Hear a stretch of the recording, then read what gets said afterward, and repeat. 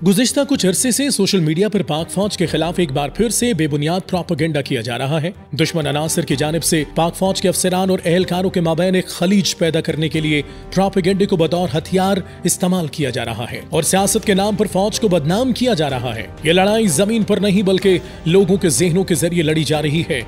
लोगों के जिस्म को नहीं बल्कि उनके जहन को शिकार किया जा रहा है। मखसूस सियासी जमात के बानी और उसी पार्टी के नाम निहाद लीडर ने यह काम बखूबी किया और यूथ के जहनों को रियासती इदारों के खिलाफ इस्तेमाल किया और अभी तक किया जा रहा है। अपनी सियासी नाकामी और मुकदमात की वजह से जेल की सलाखों के पीछे होने के बावजूद भी साजिशों से बाज नहीं आ रहा। इस मखसूस जमात के बानी को कुछ केसेस में रिलीफ मिला और उनकी जमानतें हुई, जिसके बाद ये तासुर बनाने की कोशिश की गई कि शायद बैक डोर्स पर तहरीक इंतशार और रियासती इदारों के माबैन कोई मुज़ाकरात चल रहे हैं या कोई डील हो रही है, जिसके बाद उनको केसेस में रिलीफ मिला। जो लोग ये समझ रहे हैं कि कोई डील या मुज़ाकरात हो रहे हैं तो वो डीजी ISPR की प्रेस कॉन्फ्रेंस फिर से देख लें।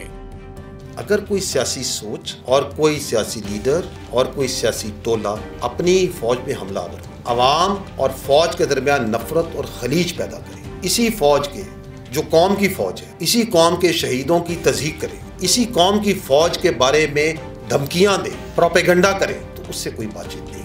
ऐसे सियासी इंतशारी टोले के लिए सिर्फ एक ही रास्ता है कि वो सिद्ध के दिल से माफ़ी मांगे कौम के सामने और ये वादा करे कि वो नफरत की सियासत को छोड़ के तामीरी सियासत में हिस्सा लेगा। और वैसे भी जो बातचीत है वो सियासी पार्टीज़ को आपस में ज़ेब देती है, इसमें फ़ौज या इदारे बिल्कुल मुनासिब नहीं की बातचीत।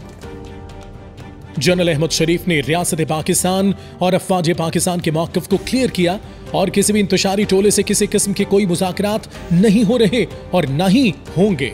अगर ये जमात मुज़ाकरात करना चाहती है तो कौम से 9 मई और इसकी तरह के दीगर वाक़यात पर सिद्क़ के दिल से माफ़ी मांगे और वादा करे कि वह नफरत की सियासत छोड़कर तामीरी सियासत करेगी।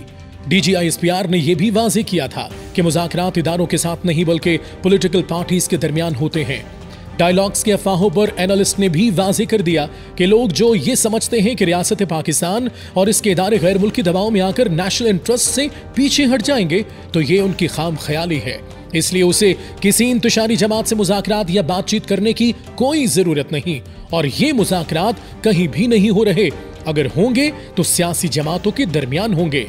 लोग दुश्मन और उनके हैंडलर्स के चालों को समझ चुके हैं और वो इनके झांसे में आने वाले नहीं।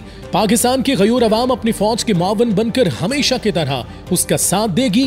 पाक फौज और अवाम के दरमियान जो अखुवत और उल्फत का रिश्ता है वो पहले से मजीद मजबूत होगा इंशाअल्लाह।